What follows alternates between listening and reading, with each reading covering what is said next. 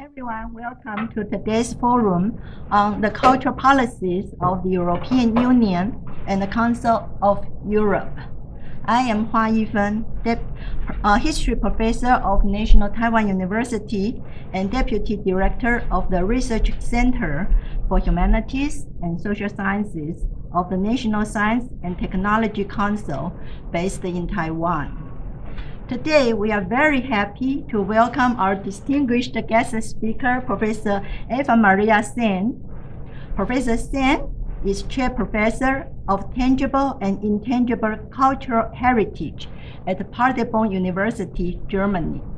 And at the same time, she is Chairperson of the State Office for the Intangible Cultural Heritage of the Federal State of North Rhine-Westphalia. She also provides consultancy services to expert panels and committees, such as the Reflection Group of the European Union and Cultural Heritage. In addition, she also provides evaluations of potential World Heritage sites for ICOMOS. For today's event, we are also very happy to have Professor Jiang Mingqin and Professor Shen Diaolong joining us as discussants. Professor Jiang Mingqin is Associate Professor and Chairperson of Graduate Institute of Architecture and Cultural Heritage at the Taipei National University of the Arts. Professor Shen Diaolong is Assistant Professor of the Music Department at the Tsinghua University. Both of them got their PhD degrees in the European universities and are very familiar with the ways how the European cultural heritage is valued and preserved there. So I believe with Professor Sen's talk today, we will deepen our understanding of the cultural thinking of the EU and the Council of Europe with more insightful explorations and analysis. And with today's discussions from the aspects of our Taiwan experiences and with our responses to the cultural policy thinking in European Union, we can gain more inspirational ideas exchanged from each other to strengthen the academic partnership between Europe and Taiwan, especially between Germany and Taiwan. I'm very excited with today's event, and I'd like to express my thankfulness again to Professor Sen, Professor Jiang, Professor Shen, and to make this valuable panel possible today. Now, let's welcome Professor Eva Maria Sen to start her talk. Thank you very much. Thank you very much for the invitation. Thank you very much for the possibility to give a lecture here, and thank you very much to the audience that you are all here to discuss this topic. And thank you very much to you both for your both insights of the Taiwanese heritage sites. The cultural policies of the European Union and the Council of Europe, meaning, aims and effects of labels and awards. In today's lecture, I would like to reflect on the meaning, aims and effects of implementing and conferring awards in the field of cultural heritage. First, I want to characterize the different labels of UNESCO, the Council of Europe and the European Union, then discuss their implementation and goals within policy, especially in Europe, and where appropriate, also their transformation in accordance with political change. Finally, I will analyze the labels' different directions and particular aims. First, the labels of UNESCO, the Council of Europe and the EU. UNESCO labels. In 1972, UNESCO, a United Nations sub-organization responsible for the promotion of education, science and culture, adopted a convention for the protection of the world's cultural and natural heritage. It entered into force in 1975 after it had been ratified by the 12th member state. After precursions in the 1920s and 30s within the context of League of Nations debates, there was a discussion as early as 1948, shortly after the founding of the UNESCO in 1946, concerning the creation of a fund for the preservation and restoration of globally significant monuments. At first, this produced no results. The real trigger for the UNESCO World Heritage Convention was the appeal for assistance to UNESCO by Egypt and Sudan. In 1959, both states turned to UNESCO as the building of the Aswan Dam and the planned impounding of the Nile threatened to submerge the Nubian temples at Abu Simbel. 50 states responded to the call by UNESCO's General Secretary by contributing $40 million to a salvage operation. The temple could thus be translocated onto a higher Nile island situated nearby. It's the first time when translocation as a whole was realized. It's now is usual in open air museums and in other things when you translocate whole buildings and not only to make it in parts. After this double experience, namely that states were prepared to take responsibility for cultural properties outside of their own national boundaries, a convention for the protection of cultural and natural heritage of international rank was drafted. As a condition for inscription onto the list of cultural and natural heritage, proof for the authenticity and integrity of sites was required. This was for a long time understood in line with European concepts as the conservation and preservation of as much as possible of the original substance matter of an object. One thought of a three-dimensional physical object, generally a building, a piece of monumental sculpture, a city or a landscape design. At the center of this approach was placed the preservation of tangible substance and thus a certain object positivism. Already in the 1980s, criticism was directed against the listings demanding a balance between natural and cultural heritage sites and a global reference list of cultural heritage sites. Global strategy for a balanced, representative and credible World Heritage List created in 1993 concluded that Europe was, compared to the rest of the world, quantitatively overrepresented and that historical sites, Christian monuments, especially Gothic and from the Middle Ages in general, were far too heavily represented compared to objects from other epochs. In general, attestations of Christianity were far more numerous than those of other religions and belief systems. As ICOMOS, the International Council on Monuments and Sites, concluded, the present primarily historical and aesthetic typology of acceptance onto the World Heritage List failed to do justice to the diversity of the world's cultural heritage. However, the World Heritage List ought to be a mirror of humanity's cultural variety. The background for this demand was the World Heritage List repeatedly criticized Eurocentrism. The latter was rooted not least in the inscription criteria that were based on Occidental concepts of art and monument preservation and did not consider anthropological aspects. Four problems fields emerged this being. First, the inscription criteria of monumentality. Second, the criteria of aesthetic, which in the first years had taken center stage. Third, geographical location. And fourth, the term and concept of authenticity. The first two problems manifested themselves in the fact that classical architectural heritage, ensembles of monuments and urban landscapes were inscribed rather than sites of primarily intangible value, such as routes of pilgrimage and trade. Early sites from outside Europe, such as the Indian Taj Mahal, the ruins of the Angkor Temple complex in Cambodia, and the Borobudur Temple in Indonesia likewise confirmed to the Occidental vision of culture. These criticisms lead, on the one hand, to the integration of cultural landscapes into the World Heritage List and to a reformulation of the term and concept of authenticity in the NARA document of 1994. On the other hand, it also led to a further convention concerning intangible heritage, as was demanded especially by the Asian, African and Latin American states.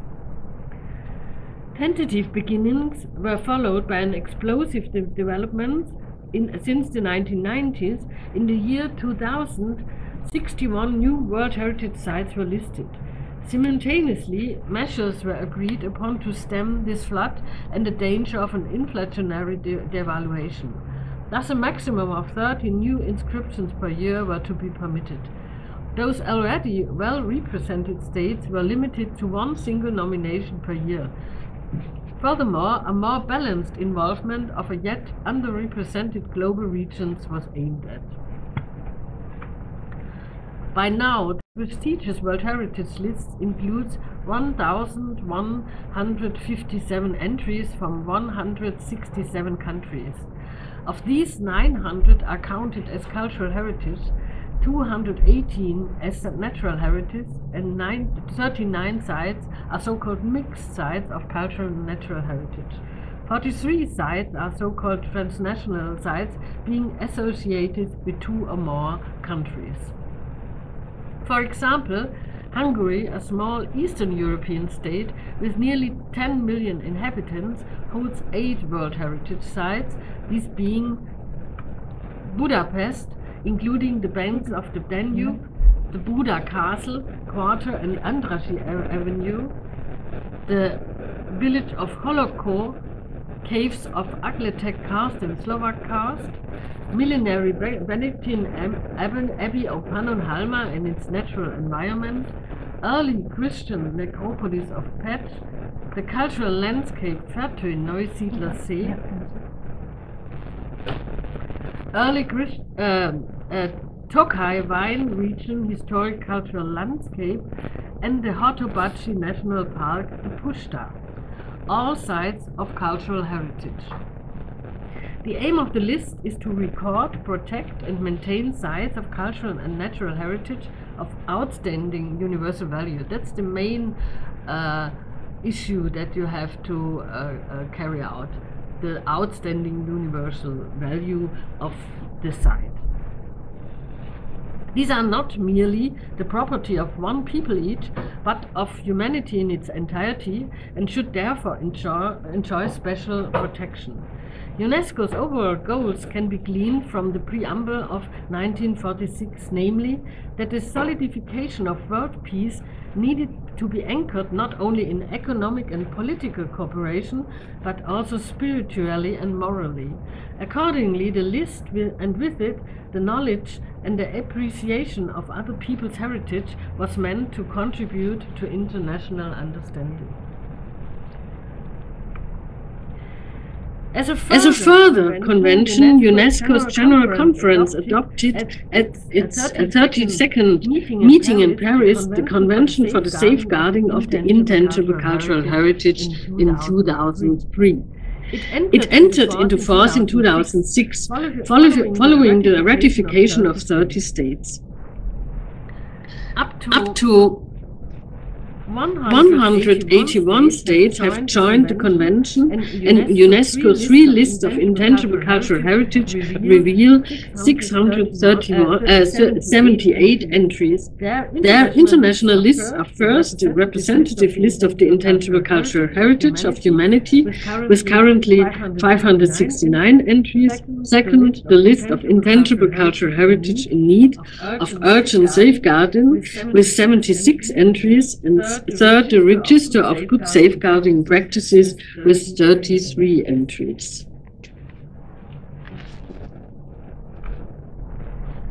The Convention defines intangible cultural heritage as, quote, practices, representation, expressions, knowledge, skills, as well as the instruments, objects, artifacts, and cultural spaces associated therewith. The communities, groups, and possibly individual people as parts of the cultural heritage.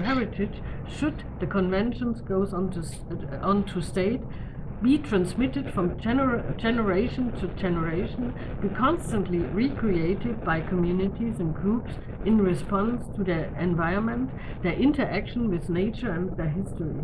This would provide them with a sense of identity and continuity. For the identification of intangible cultural heritage, the Convention names 5 areas, these being: first, oral traditions and expressions, including language; second, performing arts such as music, dance and theater; third, social practices, rituals and festive events; fourth, knowledge of practices concerning nature and the universe; and finally, fifth, specialized knowledge of traditional craftsmanship. A clarification of what exactly intangible means in this concept is yet not be agreed upon. We might understand the intangible as the mental representation of materiality. However, conversely, it is first and foremost the mental grasping of found material that judges it and ascribes meaning to it. It is thus through these intangible attributions on the basis of sensory perception that intangible goods receive their valorization. The intangible materializes itself either through the production of goods, as with handicraft, or through human activities in space and time, as it is performed in theaters and music and so on. From an anthropological perspective, the tangible does not exist without the intangible and vice versa. Substance or material played only a minor role in the formulations of 2003 as a substrate. Instead, tradition, repetition, and the passing on of cultural practices stood in the fore. By no means were idle types or found versions to be noted or documented, as that would pose the danger of freezing, conserving, or standardizing in a practice which was supposed to be in a constant state of flux. The criterion of authenticity was thus replaced by the principle of dynamic transmission. Despite of all this, the participating states were tasked with writing inventories of their intangible heritage. Hungary is represented on the list with 4 of its own and as a party of 2 serial inscriptions.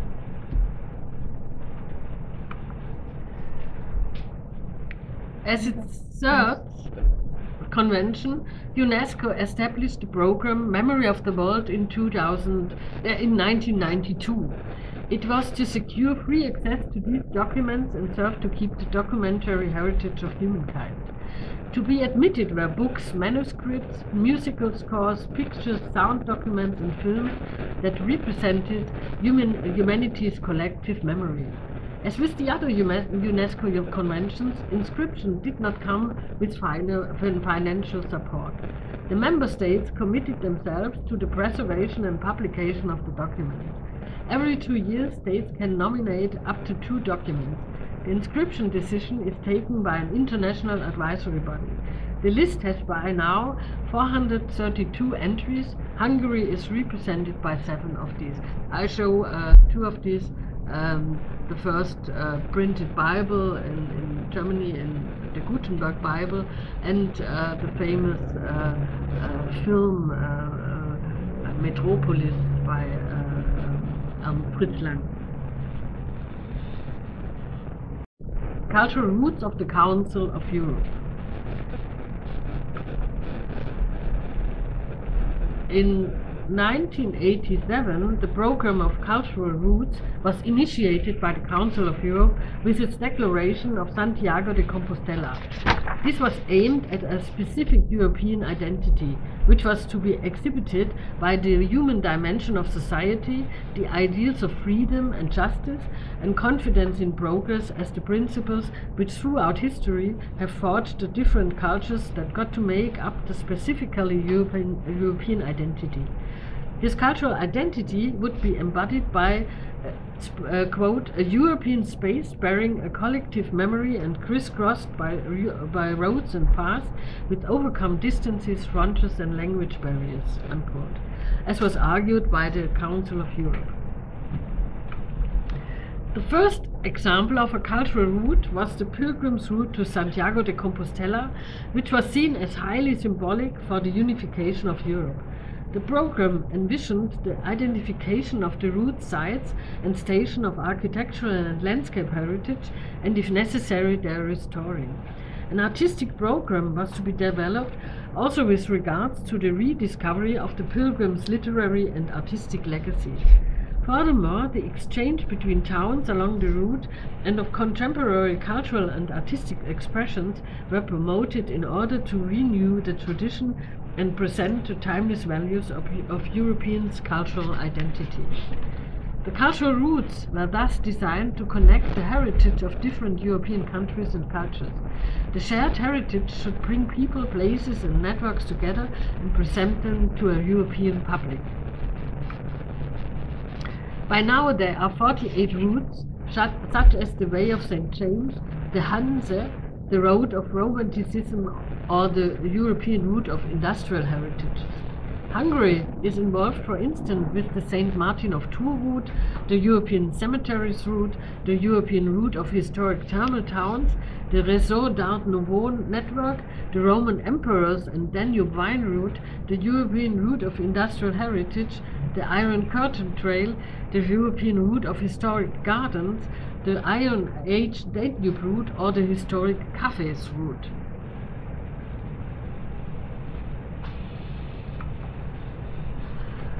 One C. Labels of the European Commission, European Capitals of Culture.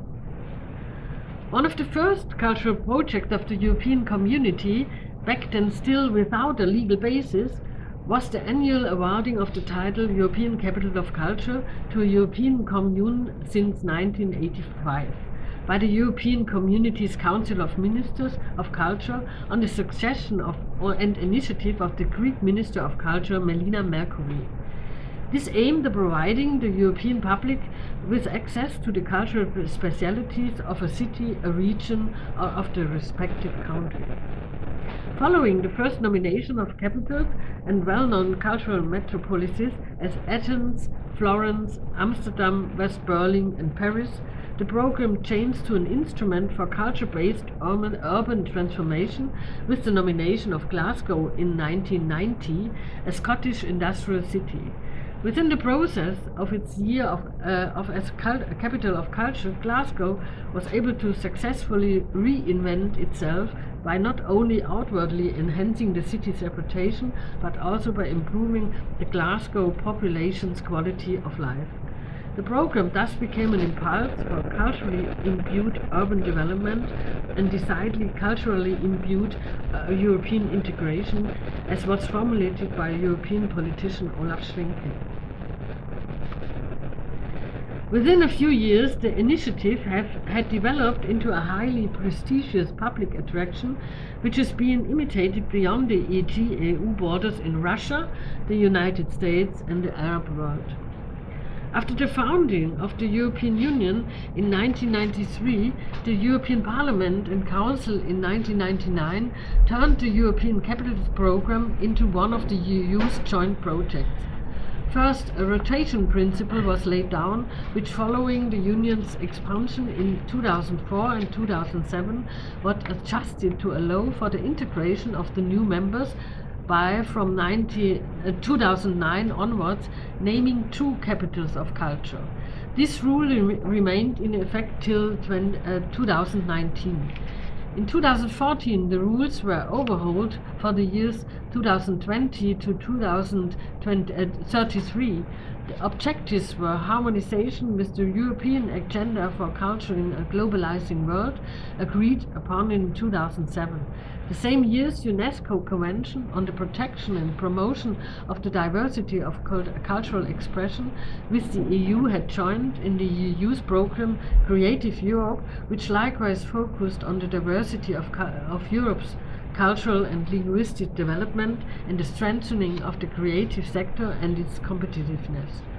Apart from the originally formulated goal of highlighting the diversity of the European cultures and their common ground, the program was now intended to initiate the development process of individual cities and their own strategies and priorities, to connect the fields of education, science, environment, urban planning, and cultural tourism, and to achieve a broad integration of the different urban groups.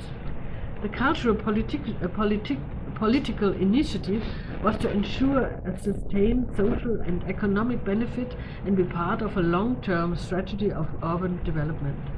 Cities of all sizes were eligible, although the surrounding regions were also to be involved in the application process.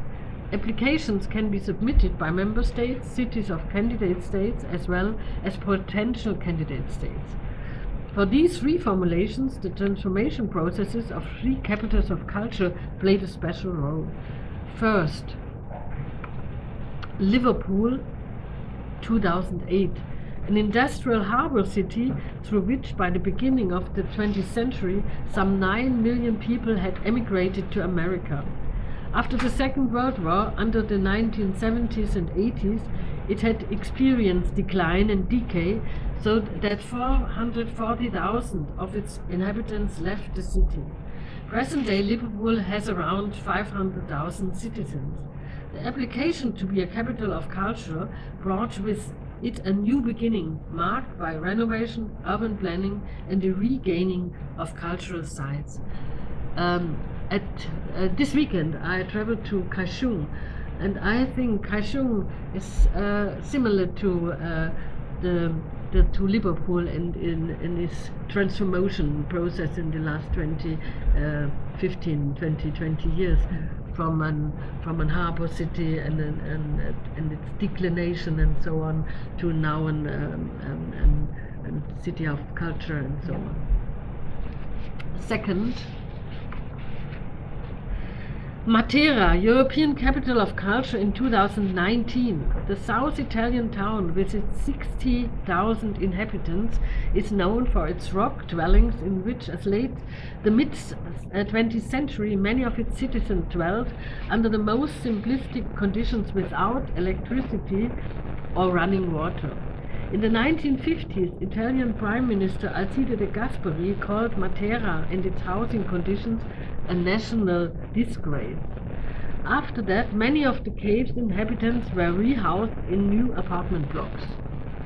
Following the use as a location for film sets and an inscription of the Sazi onto the UNESCO World Heritage List, Matera's renaissance occurred in the Year of Cultural Heritage, also with the consistent involvement of the entire region under the slogan of Open Future. A third example is Ruhr 2010, the application of the German Ruhr area. 53 municipalities applied under the motto Change Through Culture, Culture Through Change, and thereby negotiated the region's structural transformation away from coal and steel and towards new industries, the integration of a metropolitan area with new connections of architecture and landscaping, as well as under the heading of Moving Europe, questions of migration, identity, culture and education in a society marked by 150 years of immigration. Numerous artistic projects were realized together with the public that created new cultural spaces and connections between the cities of the metropolitan area with more than 5 million inhabitants.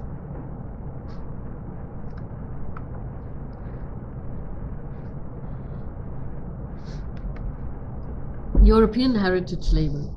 A further instrument of EU cultural policy was created after the failed referenda in France and Luxembourg on a shared EU constitution.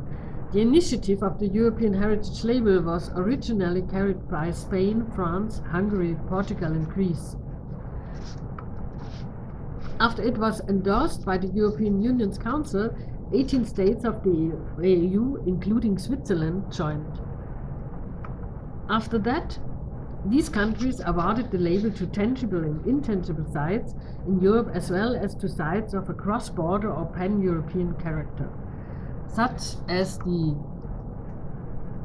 Iron Curtain, the Abbey of Cluny, or in Hungary, the Royal Castle of Visegrad. The awarding was not carried out according to universal criteria and also not by an expert committee. In 2010, the program was transformed into an official initiative of the EU, and the countries. Differing norms were forged into a uniform criteria. The European Heritage Label was not to compete with other initiatives such as UNESCO World Heritage, UNESCO's representative list of intangible heritage, or the Council of Europe's cultural routes. Double entries were permissible.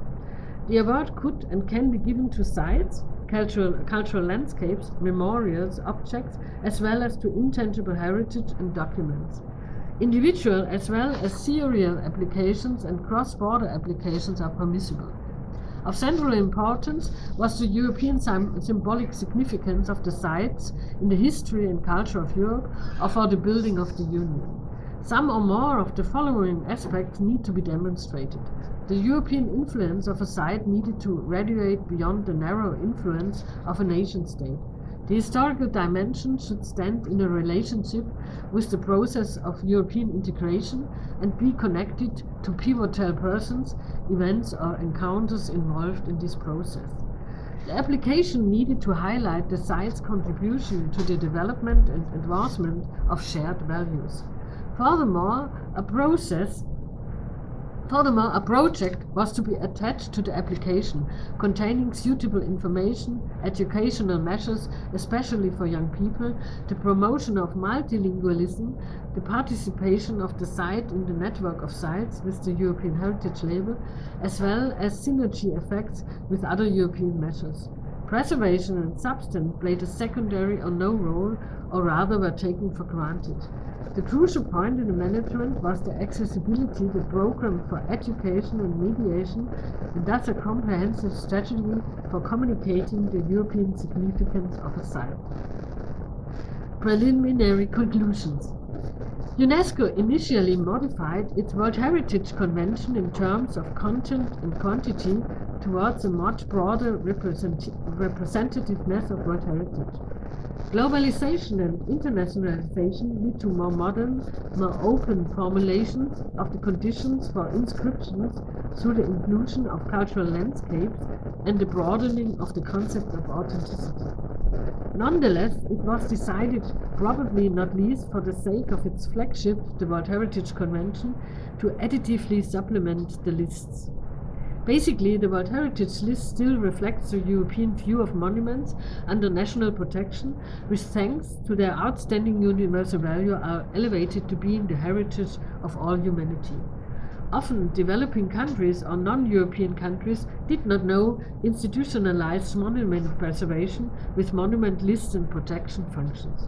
In contrast, the Council of Europe's routes are a more open system encompassing both tangible and intangible cultural heritage, even if the listings, with their fixation on architectural heritage, mostly reflect again the older canon of monument preservation.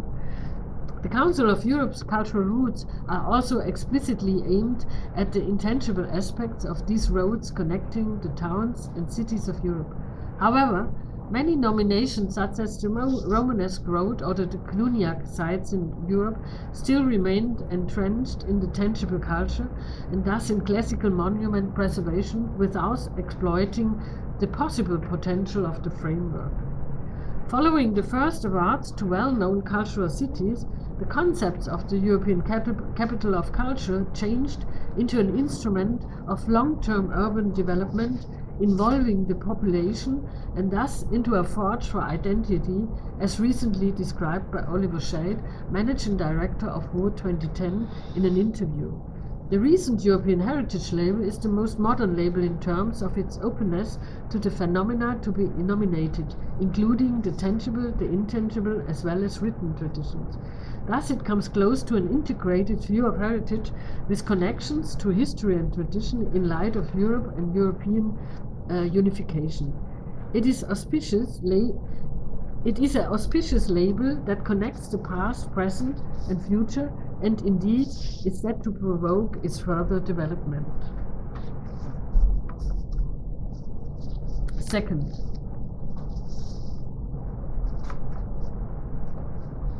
the cultural policy of UNESCO, the Council of Europe, and the European Union.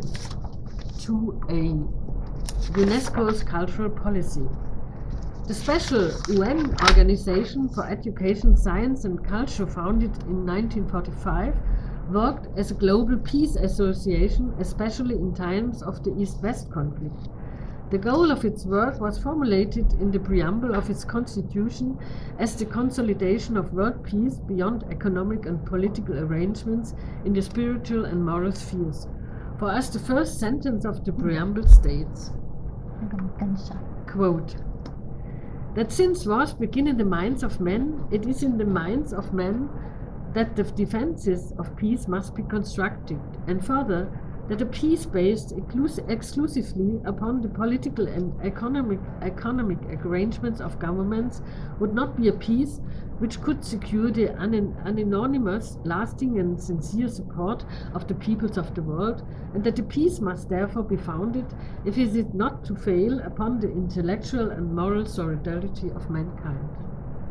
Accordingly, UNESCO strove towards preserving peace via culture and education. The organization's areas of responsibility include education, science and culture, as well as communication and information, with an emphasis on schooling and education for everybody. The cultural policy documents from the first post-war decades of UNESCO and the Council of Europe show many similarities regarding an expanded concept of culture and monument protection, and also with regard to consideration in the declarations on the East-West conflict and the countries of the Third World. In the run-up of the creation of the World Heritage List, it becomes apparent that the Cultural Department of UNESCO after 1945 understood its activities in developing countries as development aid. A determining role was played by the idea of supporting developing countries in their nation building, which was to go hand in hand with the raising of awareness for their respective histories and traditions. This was perceived as laying the basis for the forging of an own national identity, which in turn was seen as the hallmark of a developed society. Therefore, UNESCO supported the states in becoming aware of their respective histories and traditions, and aided in creating institutions for managing them. This support for nation building was intended to create stable nation states that in turn could become full members of the United Nations or of UNESCO. With its World Heritage Program, UNESCO was faced with the problem of having to renegotiate conflicts between the universal and the particular, the global and the national, on a daily basis. Moreover, in its understanding of culture and nature, it had to deal with two competing universalisms whose temporal and spatial dimensions differed significantly. When the Convention on Cultural and Natural Heritage was drafted, UNESCO defined the objects to be protected in the Convention more narrowly and concretely. Thus, in the course of the discussion, museum and archive property were excluded. It was eventually agreed upon the limit protection to immobile assets in order to avoid making a preliminary decision about European heritage. This was probably also done in view of the colonies that had at that time just been granted their independence, and the resulting discussions about looted art, the question of ownership of works of art, and the reclaiming of cultural property held by European or American museums. Nevertheless, the World Heritage Convention was and is not a static international agreement, but is a subject to constant change, which is regulated and reflected in the operational guidelines. The guidelines have now grown from only a few paragraphs on 16 pages in 1977 to 290 paragraphs on 172 pages in 2017. The UNESCO conferences on cultural policy, such as in Helsinki 1972, in Nairobi 1976, and especially in Mexico City 1982, the so-called Mondia cult the World Conference on Culture, which was attended by 960 participants from 126 of UNESCO's 158 member states, profoundly altered the cultural policy debate. With the decision in Mexico, an expanding concept of culture was established globally. This meant that culture was no longer indebted to an idealistic concept from the 19th century, identifying it with the true, the beautiful, the good. Instead, the concept of culture was not merely defined as arts and letters, but also modes of life, the fundamental rights of the human being, value system, traditions, and beliefs. Culture was thus seen as the totality of the unique spiritual, tangible, intellectual, and emotional aspects that distinguish a society for a social group.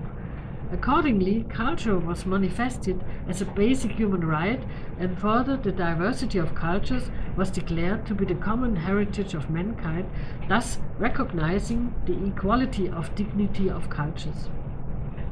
Contemporary and future cultural expressions were regarded as equal to those of the past.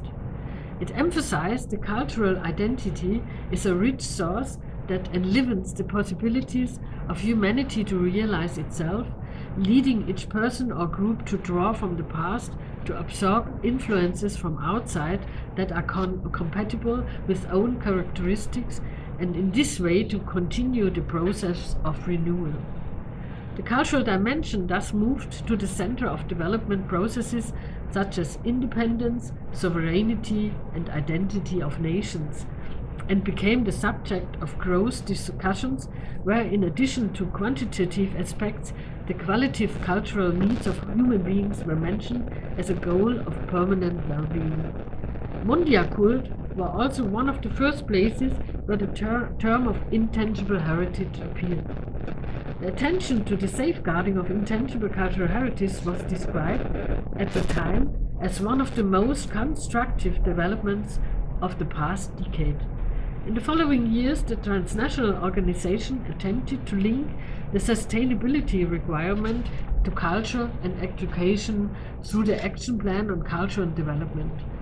Ultimately, the debates led to the 2005 UNESCO Convention on the Protection and Promotion to the Diversity of Cultural Expressions, a binding provision under international law. It aims to guarantee unrestricted cultural self-determination and freedom of choice. It deals with the dual nature of cultural goods, which are services and commodities and at the same time bearers of identities and meanings, the right of each state to its own cultural policy, the participation of civil society in the implementation process, international cooperation, and the integration of culture into sustainable development.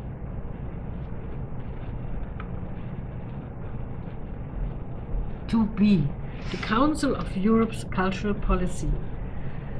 Founded in London in 1949 by 10 Northern and Western European nations, the Council of Europe is an intergovernmental organization that negotiates debates on common European issues. All but 4 European countries now belong to the Council of Europe.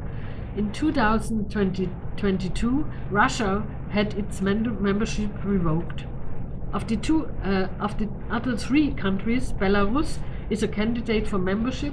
Kosovo, whose status had not been fully clarified under international law, has observer status, and the Holy See also has observer status as a subject non-subject to international law.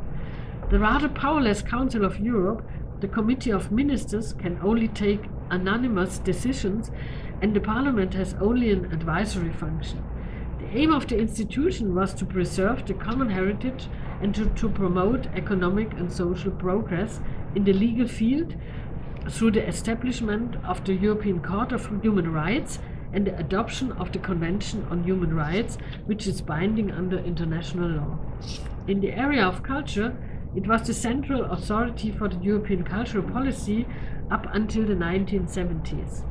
As early as 1954, for example, it adopted a European Cultural Convention in which the protection and promotion of the common cultural heritage and accessibility were guaranteed. Numerous initiatives in the field of educational and cultural policy can be traced back to the Council of Europe, such as the idea of education and culture as an element of urban development, as well as the European Year of the Preservation of Monuments in 1975, which brought a stop to the demolition of entire areas in the old city centers and to the rediscovery of the European city. It was not until cultural policy initiatives were taken up by the EU or it relaunched its own cultural policy that the Council of Europe, with its limited resources, fell behind at the most important authority on cultural policy in Europe. Nevertheless, it continues to step forth through innovative conventions such as the 2005 Faro Convention of the Values of Cultural Heritage for Society, even as the Council's limited resources set limits to these initiatives.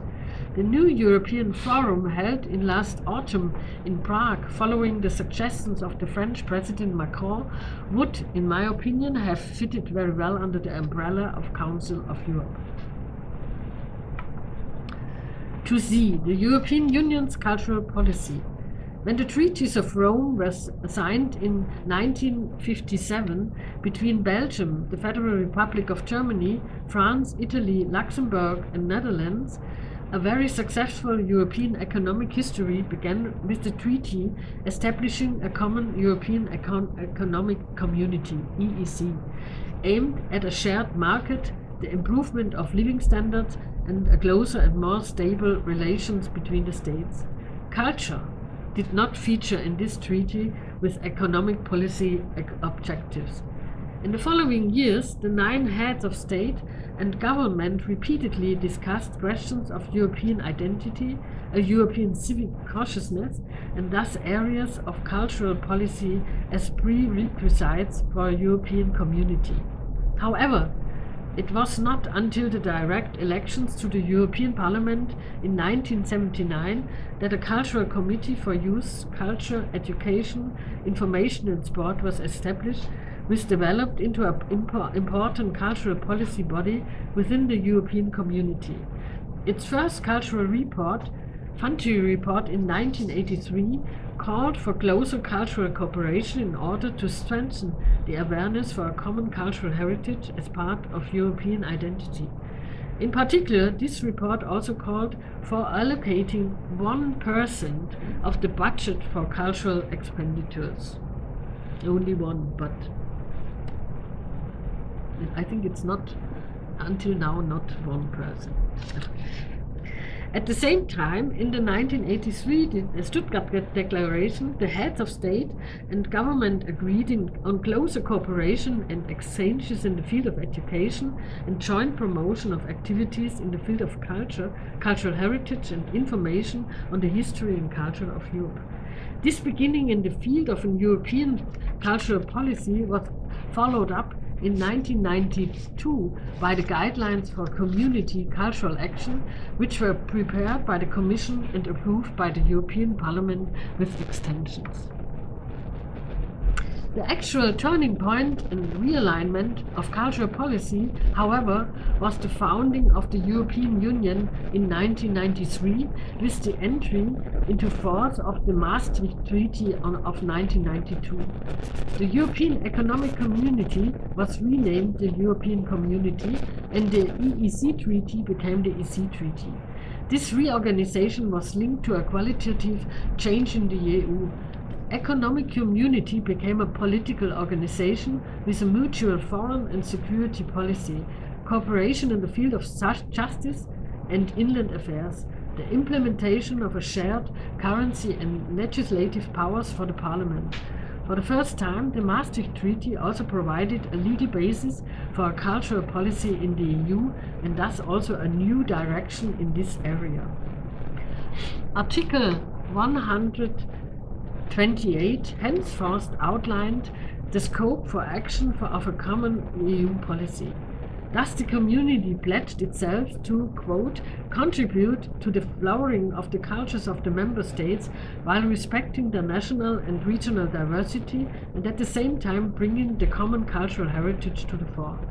The community also wanted to support and, if necessary, complement through its activities the cooperation between member states in the several fields of improvement of knowledge and dissemination of the culture and history of the European peoples, the conservation and safeguarding of cultural heritage of European significance, a non-commercial cultural exchange in the field of artistic and literary creation, including the audiovisual sector. Furthermore, the community and its member states wish to promote cooperation with the third countries and the competent international organizations in the sphere of culture, in particular the Council of Europe. Aims, strategies, and effects of labels. There are terms which reoccur throughout all the objectives and formulate intended goals of the label awarding strategies. First and foremost, UNESCO, the Council of Europe, and the European Union are all striving to secure peace via understanding, mutual knowledge and appreciation, and thus international understanding on a global, international, or European transnational scale. The prerequisite for this is an awareness of the respective histories and traditions, the respective cultural expressions in the different countries, the communities or inter- and transnational entities which serve to form, convey, or even share a respective identity. Identity describes the way people perceive and understand themselves based on their biographical development in constant negotiation with the social environment. Important factors that enter into the construction of one's own identity are, among others, gender, age and social origin, ethnicity, nationality and group affiliations, occupation and social status, but also personal characteristics and abilities. If we turn to the Global World Heritage List, we see evidence of aspirations for tying the local to the global, the regional and native to the international. Such connections are today in politics and economy somewhat unspecifically referred to as glocalization. When applying this term from the field of economics to social theory in the early 1990s, the British sociologist Roland Robertson did not use it in the sense of a contradiction between tendencies for homogenization versus heterogenization in modern life, but as two simultaneous intertwining phenomena. By now, the theories on the mechanisms and preconditions for the origin of a global cultural development have been elaborated and, for example, structured by the sociologist Thomas Schwinn in 2006 under the catchwords of convergence, divergence and hybridization.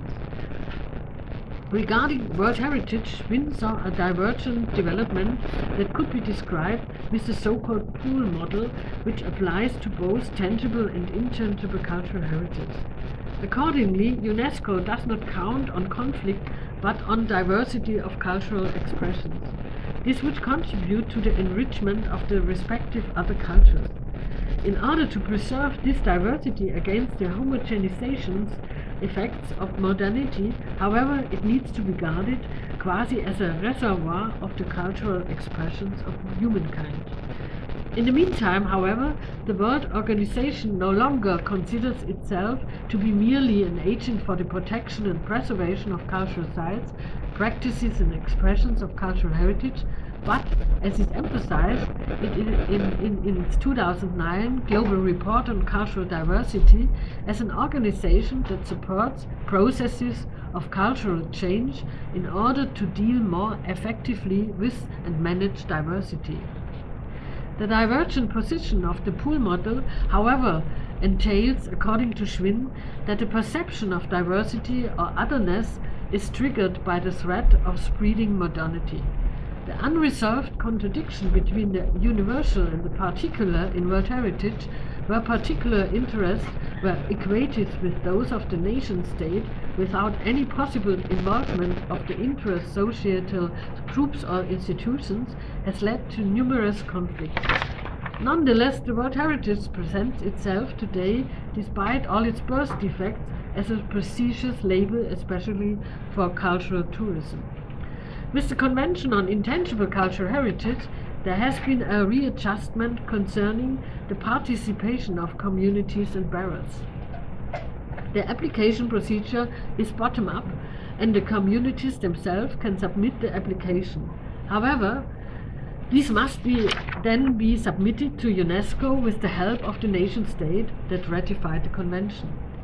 With this convention, UNESCO achieved a paradigm shift regarding the involvement of groups and the integration of sustainability requirements, as well as the demand for the inclusion of intangible cultural heritage into the formal education.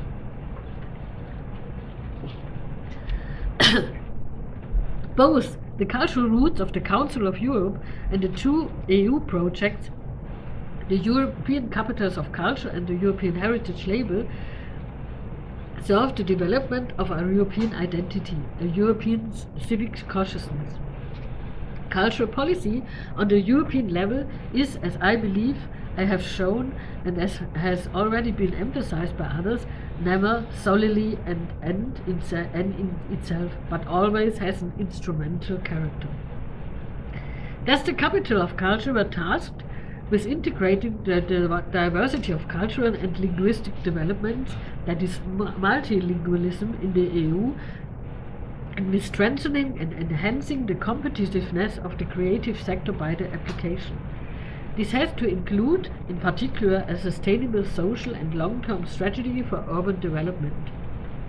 For the European Heritage Label, a site must first and foremost confirm its European significance in terms of history and culture and the process of European integration. Furthermore, the role and function of the site for the development and promotion of shared European values must be demonstrated. Again, there is a focus on multilingualism, and not least synergies with other European policies are called for. At present, these would be connections to 6 policy areas, namely the European Green Deal, digitalization and economy at the service of people, strengthening Europe and promoting a European way of life, encouraging the protection and strengthening of democracy in Europe. The label is thus meant to stimulate reflections and associations on the economy, quality of living, European integration, and on European identity, its history, tradition, and further development. But how can such a European identity be delineated? The historian Jan Ruysen has outlined it as a tradition of the urban way of life of a cultural citizenry, which is committed to an historically given canon of values and a way of life shaped by these. With these he understood a comprehensive cultural orientation whose factors and tradition he described as the polis-directed public spirit, the logocentrism of philosophy, Roman conception of law, a Stoic humanism, scientific rationality, scientifically founded technology, aesthetically understood and experienced art, hermeneutic abilities of foreign understanding, rule of law and welfare state, democratic organization of political power, and universally valid civil and human rights. All the factors mentioned were not static, but subjected to the dynamic power of criticism, the power of movement and of change. Fourth, conclusions. The cultural labels discussed here create enticements for engaging with history and tradition, for reflecting on them, and for gaining an incentive for further development. UNESCO's global lists have evolved from the prestigious World Heritage List to the more participatory list of intangible cultural heritage. An identification develops here on a regional and possible also on a national level, which is linked to the global supranational one. However, a global identity is difficult to realize. Rather, the UNESCO labels aim at the interculturality and the international understanding among peoples.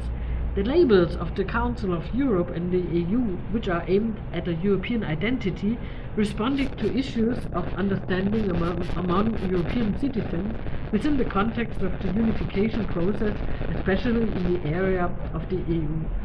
The failure of the referenda in France and the Netherlands on the European Unification Treaty clearly revealed how remote European institutions and politics were from the attitudes and convictions of citizens. After the 1992 Maastricht Treaty, the European Capitals of Culture program was integrated into EU policy and has since become the flagship for culturally driven, sustainable urban development and the engine of transformation and European integration, especially in troubled regions. The relatively young European Heritage Label has joined the Capitals of Culture program, and due to its openness in the application, encompassing tangible, intangible and documentary heritage, the popular participation, the networking activities among the sites and the required project, mostly in the field of education, it has great potential for highlighting the most diverse European traditions, to integrate positive as well as negative historical experience into the European identification, and to contribute to the integration process or to a European cultural identity. Whether or not it will ultimately achieve this, the future will tell. Cultural heritage, so my thesis, is characterized by the fact that it is not backward-looking. It can be seen as a paradox of historical reflection on the one hand, and thereby mitigating processes of change and driving transformation on the other. In this, the process of change and further development is already initiated with the application process and the labeling. Thank you very much.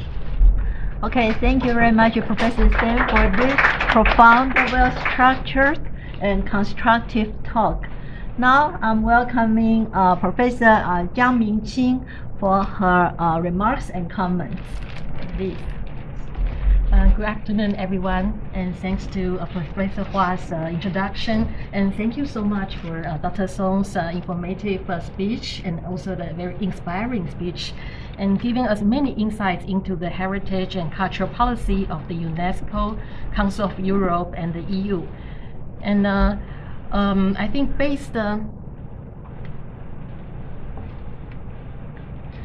inspired by your talk, in the following part, I would like to share my observation about the heritage policies of Taiwan, especially those may be potential for exchange and cooperation with European countries. So I will share these 5 parts.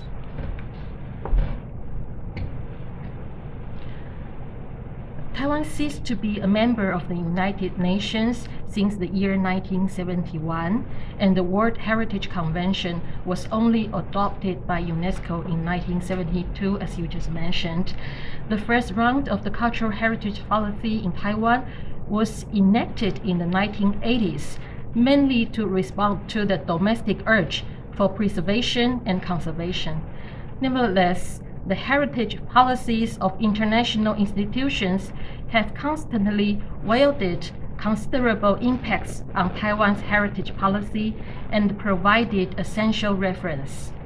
Last year, 2022, marks the 40th anniversary of Taiwan's CHPA, Cultural Heritage Preservation Act.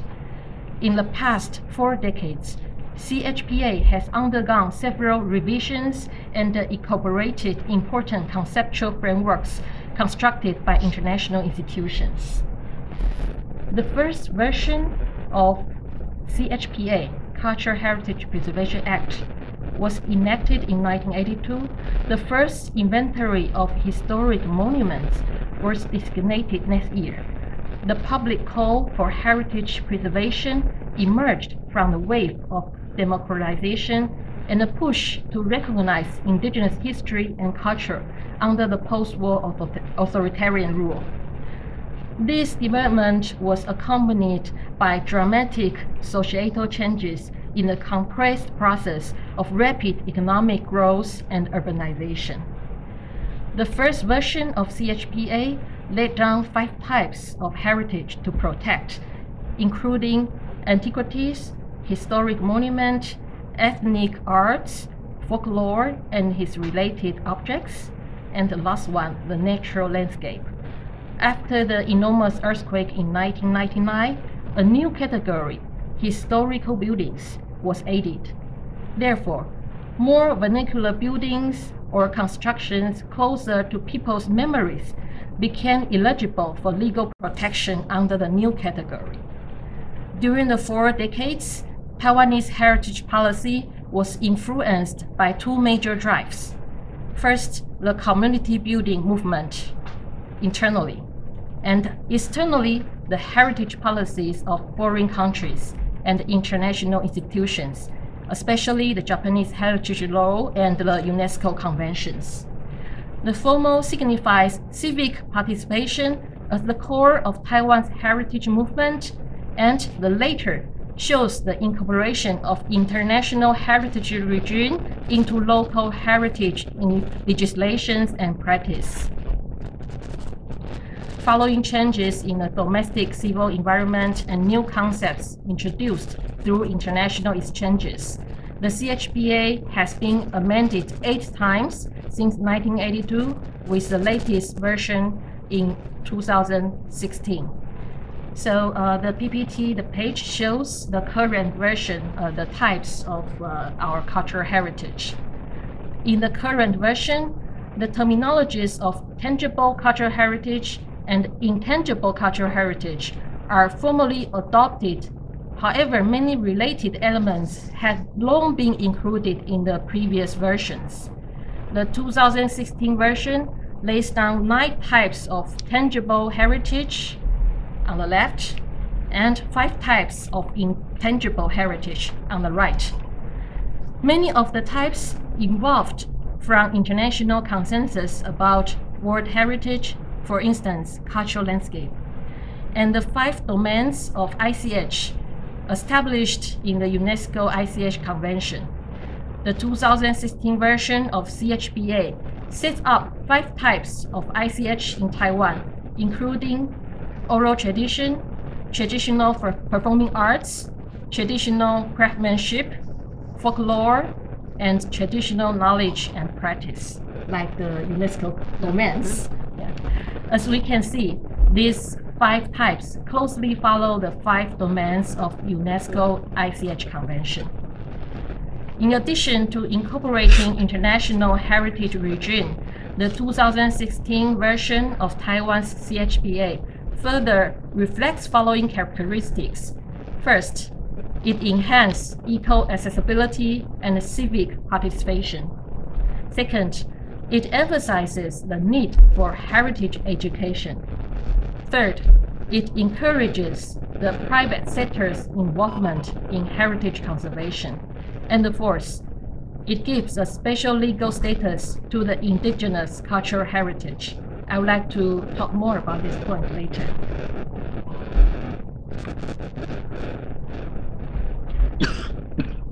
The legislation of CHBA paralleled and echoed the development of community building movement in Taiwan. Since the 1990s, the nationwide enthusiasm and energy to recollect local memories and to rehabilitate historic sites have been interwoven with the demand for the decentralized local development. This wave of civic energy managed to gain support from cultural policies. Various forms of community building policies and programs continue on for 3 decades. On the other hand, the conservation concepts evolved from preserving single buildings to a more integrated model of site conservation. Both trends lead to a new heritage policy starting in 2016. That is the program Regeneration of Historical Sites. It's on the PPT.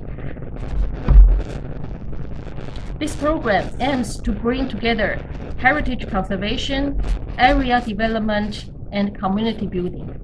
Until November 2021, more than 41 projects have been implemented by 22 county governments, often with involvement of communities and all kinds of civic as well as professional groups. These projects include sites related to archaeological and architectural heritage, folklore and traditional arts, formal industrial heritage, cultural landscape and cultural roots, indigenous heritage, etc. Other than these government-funded projects, we also see creativity generated by the popular participation of vibrant civil society of Taiwan in area regeneration cases. It is meaningful to exchange experiences with international professionals as to how international heritage framework and local initiatives from state, civic, and commercial sectors may work together to co-create a culturally, socially, environmentally, and economically viable and adaptable approach.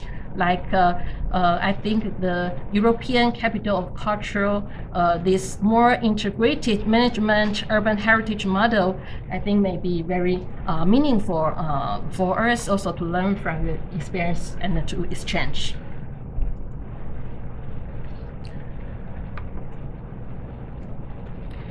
Although Taiwan is currently not a member of UN, thus not eligible to the UNESCO World Heritage and Intangible Cultural Heritage Networks, many individuals in the academic and professional circles of Taiwan engage in UNESCO-affiliated scientific organizations such as ICOMOS and ICOM, just to name a few, but mostly tangible heritage. In 2002, the Bureau of Cultural Heritage under Taiwan's Ministry of Culture began to inventorize potential World Heritage sites in Taiwan. This list is different from the official designation based on CHPA. Currently, there are 18 potential World Heritage sites on the inventory. The creation of Taiwanese version of World Heritage unavoidably shows the ambition of the state government to return to UN-affiliated institutions through heritage. However, this initiative is not by the government alone, but actually supported by heritage-minded NGOs and the individuals. The core drives of the initiative are to enhance public awareness of preserving cultural heritage and to create public forum of heritage issues.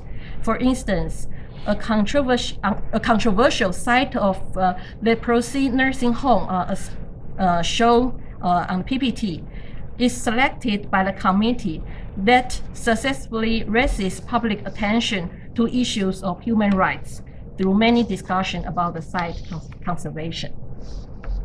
Taiwan's Intangible Cultural Heritage Inventory was first created in 2010, listing 10 items. And in 2012, the other 2 were added. The list includes indigenous Ataya oral tradition, paper offering craftsmanship, Mazu, the sea goddess, belief and the rituals, traditional Taiwanese opera, Guahi, etc.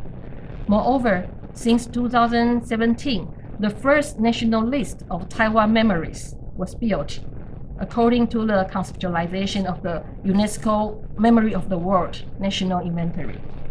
Until 2022, there were 3 inventories built, covering 44 archival items. Participation from the civil society grew considerably during these 5 years.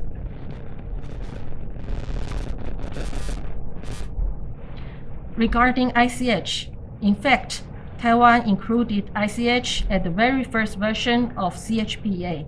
In that version, back in 1982, traditional arts, comprising craftsmanship and performing arts, as well as folklores, were among 5 heritage types. According to the Act, an apprenticeship program under the guidance of national significant preservers, often called National Living Treasures, was initiated in the early 1990s, aiming to sustain and pass on traditional arts. Currently, there are 20 traditional craft masters and 19 performing arts masters implementing 4-year apprenticeship projects to transmit their skills and cultural knowledge. Involved traditional craftsmanship include, but not limited to, wood carving, architectural painting, tinsmiths, bamboo basketry, decor art, indigenous weaving and embroidery.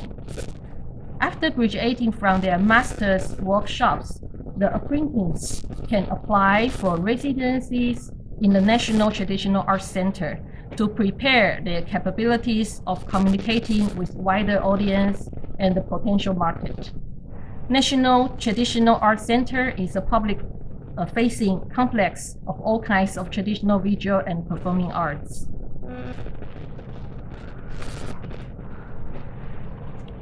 As previously mentioned, in the 2016 version of CHPA, a special attention was paid to the indigenous heritage. It owes to the indigenous community movement since the 1980s and the multiculturalism cultural policy evolved since the 1990s. Yet the major heritage policy during this period mainly addressed Han Taiwanese heritage, which means the Chinese ethnicity Taiwanese heritage. That situation was not comprehensively overhauled until 2016. The 2016 CHPA lays down a special chapter dedicated to the indigenous heritage, along with new regulations given to designation and conservation practice of indigenous tangible and intangible heritage. To give an example, from 1982 to 2015, this 33 years, only one indigenous crab heritage and its preserver was designated in the national list. However, in the 6 years after 2016, already 4 more are added into the list. Currently, 4 indigenous masters are implementing their apprenticeship projects based on the law.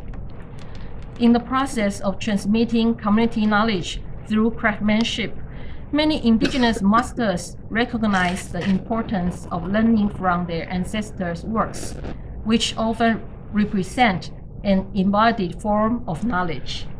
In the past 2 centuries, many historically and culturally significant early objects of Taiwan indigenous communities entered European, Japanese, and North American museums through missionary, trade, colonial, or research activities.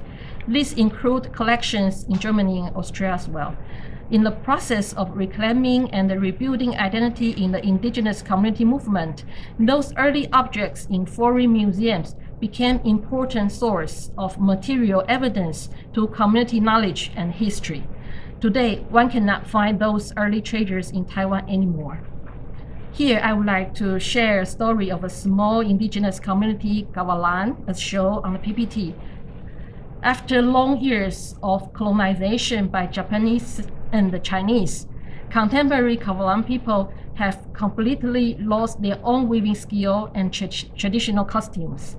Therefore, a small opportunity of retrieving early memory of their traditional costumes became very important in reclaiming their community identity.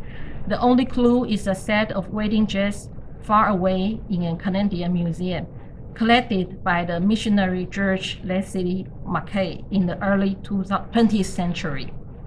Through carefully researching and analyzing this dress, the weaving craft was recovered in the collective process of reproducing the button skirt by community members.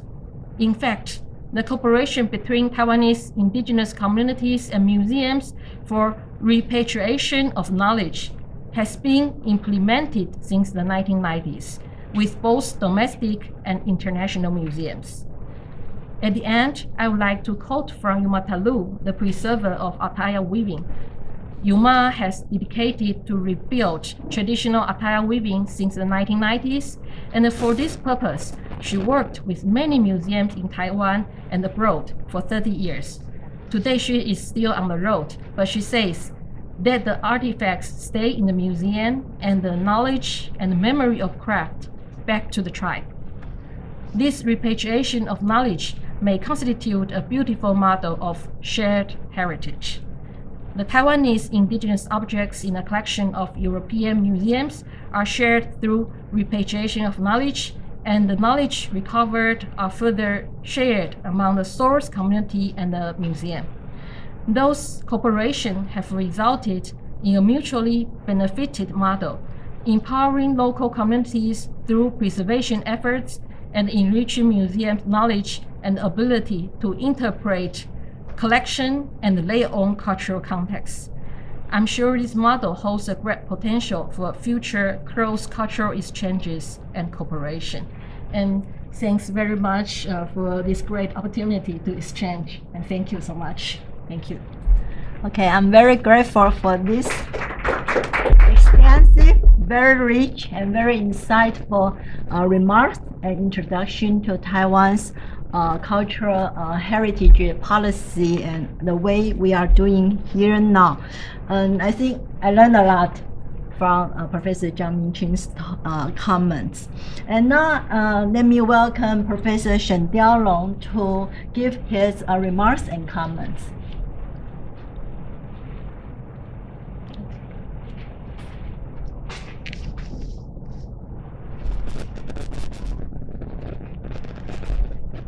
Okay, good afternoon.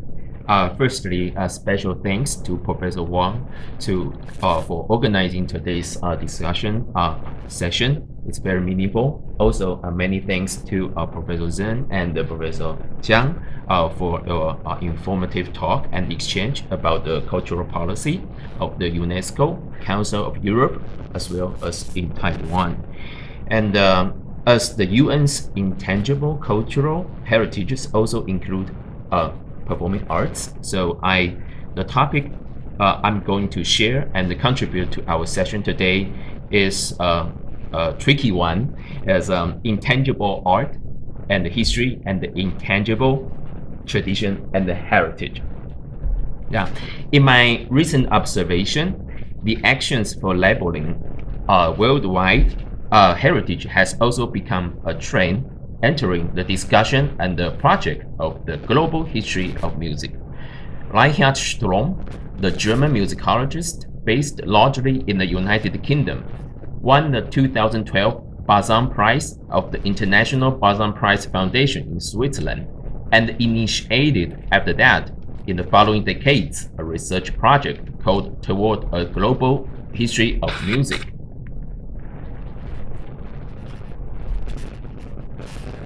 And in the preamble of his first batch of publication in 2018, Strong remarked, I quote, "Today, many musicians and musical researchers contribute to our awareness of a world heritage in music. Heritage implies history, but what we need are conceptual frameworks for history of music that abandons Eurocentrism and pays due attention to global relations. How might a historical interpretation of those relationships proceed? How should it position or justify itself? What would the Western music look like in an account of music history that aspired to be truly global?" Unquote. Reinhard Strom is a scholar with an interest in 14th to 18th century Western music. In his remark, I just quoted, we can identify a certain hidden anxiety over the position and status of Western music. To put it in a more frank way, Strom expressed his concerns about 2 points. First, how can the history of Western music also be regarded as a heritage instead of a hegemonic history? Point 2, how can the main products of the same history or heritage of Western music, namely the art music or the classical music, be re-included or at least not to be excluded as a legitimate object or monument in the category of intangible cultural heritage? UNESCO's definition of the performing arts in the category intangible heritage domains is now focusing on traditional music, dance and theater, as its website declares.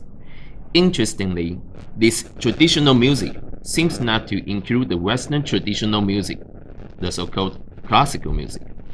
That is how I relate to Reinhard Strom's anxiety and concerns.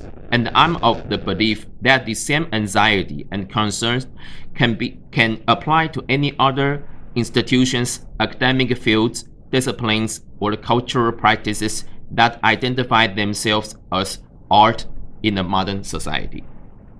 For example, almost all the departments of music, theater, dance, fine art in the universities in Taiwan are under the College of Art.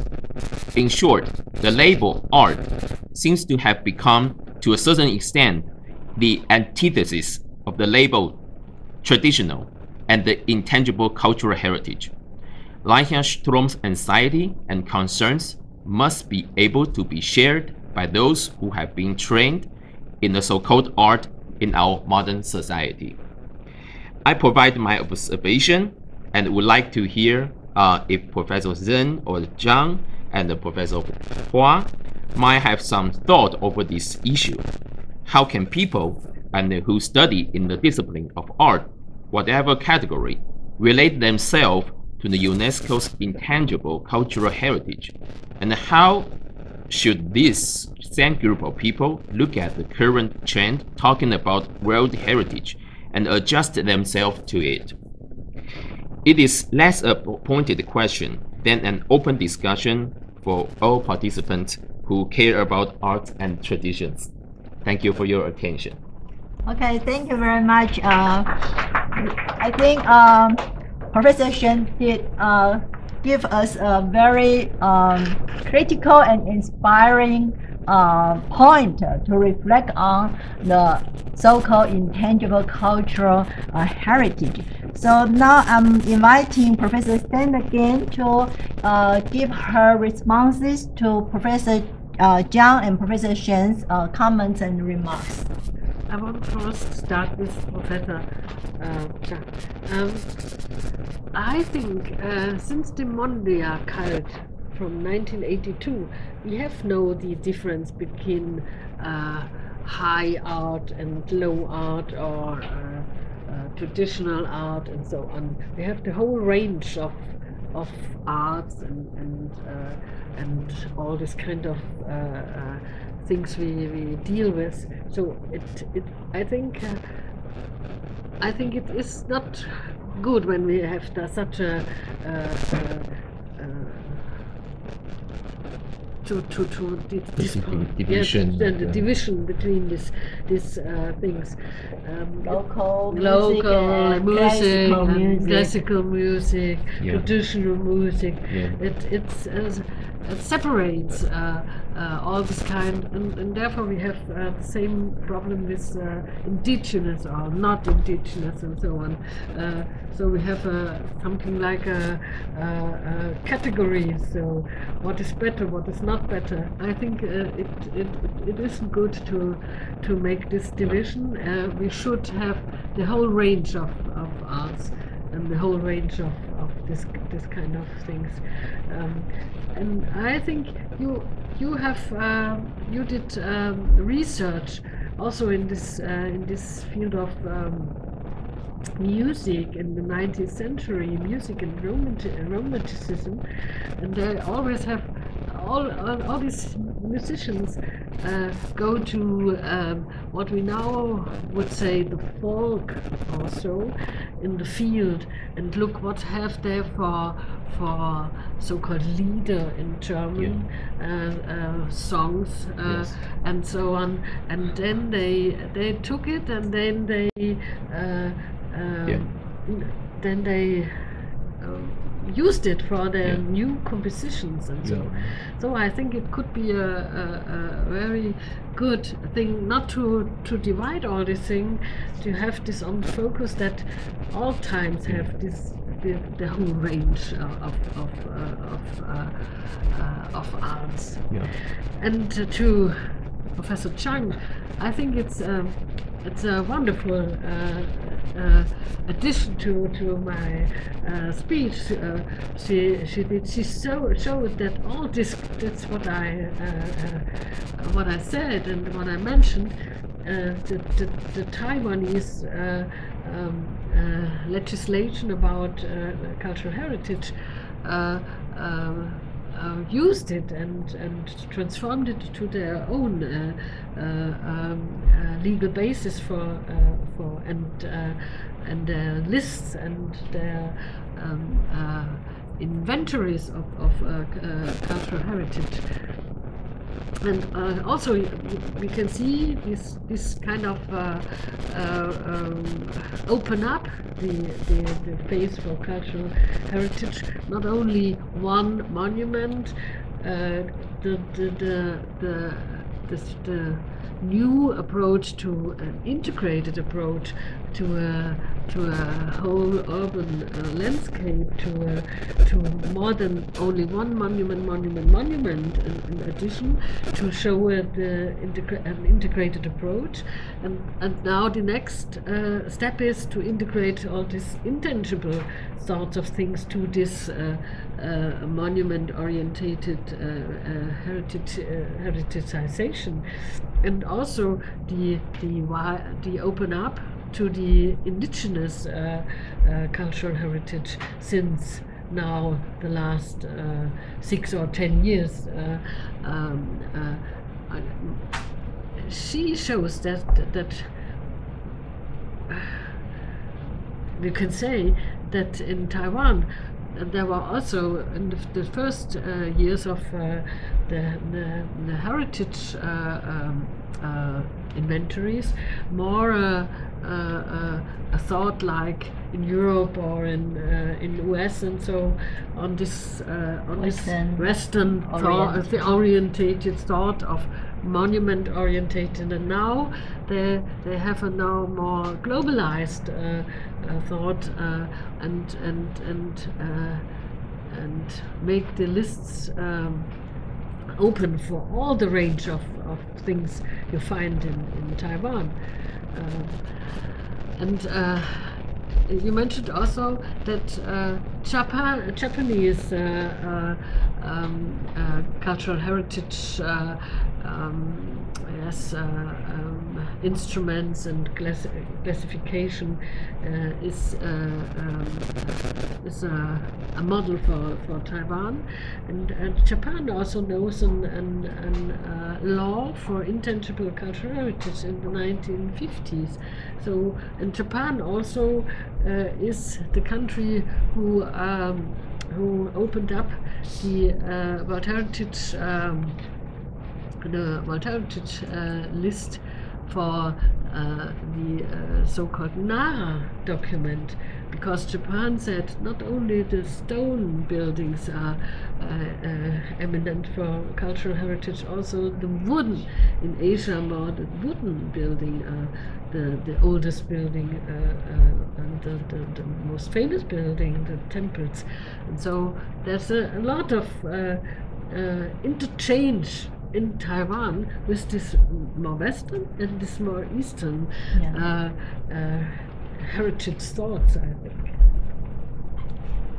And I thank all the audience here and online, and time is up. And after this panel, Professor Sun like to share some time with our postdoctoral fellows and to get to know each other. So now I think I will thank all the audience online, and thank you for your participation. And I think it's a very inspiring and very very insightful talk for today. And I'd like to thank Professor Sun, Professor Zhang, Professor Shen again for today's event. Okay, then our event will be end here. And so thank you all, and bye-bye. Bye.